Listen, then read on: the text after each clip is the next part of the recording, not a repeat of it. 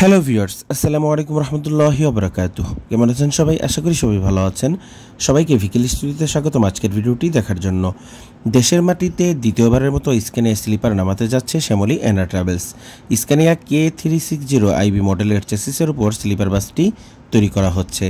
গত রোজার ঈদে 1 ইউনিট ও এবার কুরবানি ঈদের পরে 1 ইউনিট, মোট 2 ইউনিট ইকো ক্লাস এসি বাসকে স্লিপারে কনভার্ট করেছে শ্যামলী এনা ট্রাভেলস।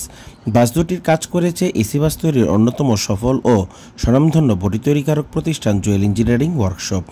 বাসটির বডি তৈরির কাজ এখনও চলমান রয়েছে। পেইন্ট দেওয়া হয়েছে আগের স্লিপারের পেইন্টের মতোই। শ্যামলী একটু লাল টাইপের পেইন্ট পছন্দ করে থাকে, সাধারণত তাদের বাসগুলোতে লাল টাইপের পেইন্ট দেওয়া হয়, তো এখানেও লাল সাদা মিশ্রণের পেইন্ট দেওয়া হয়েছে। স্ক্যানিয়া স্লিপার হিসাবে বডি শেপ আরেকটু বেটার করা যেতে পারতো, তবে এটাও খারাপ না, মোটামুটি চলনসই।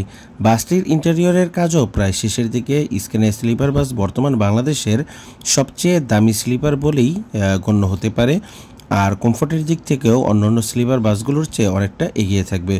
আগামী 2 সপ্তাহের মধ্যে বাসটি রিলিজ হওয়ার সম্ভাবনা রয়েছে। শ্যামলীর এই স্লিপার বাস তৈরি করার উদ্যোগকে অভিনন্দন জানিয়ে আজকের মতো ভিডিও এখানেই শেষ করছি। কমেন্টে আপনারা জানাবেন যে এই স্লিপার বাস তৈরির যে উদ্যোগ, এটা আপনাদের কাছে কেমন লেগেছে। অবশ্যই অশোক লেল্যান্ড বা টাটা চেসিসের উপরে যে সমস্ত স্লিপার বাসগুলো রয়েছে, এইগুলোর তুলনায় হাইগার কিংবা স্ক্যানিয়া কিংবা ভলভো কিংবা ম্যানচেসিসের উপরে যদি স্লিপার বাস তৈরি করা হয়, তাহলে অবশ্যই সেটা যাত্রীদের জন্য ভালো এবং কমফোর্টের দিক থেকে ভালো, সেফটির দিক থেকেও ভালো বলে মনে করে থাকি। তো কমেন্টে আপনারা জানাবেন আপনাদের মতামত কি।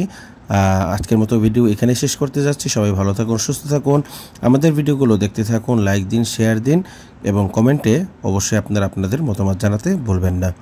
আল্লাহ হাফেজ। আসসালামু আলাইকুম রহমতুল্লাহি ওয়া বারাকাতুহু।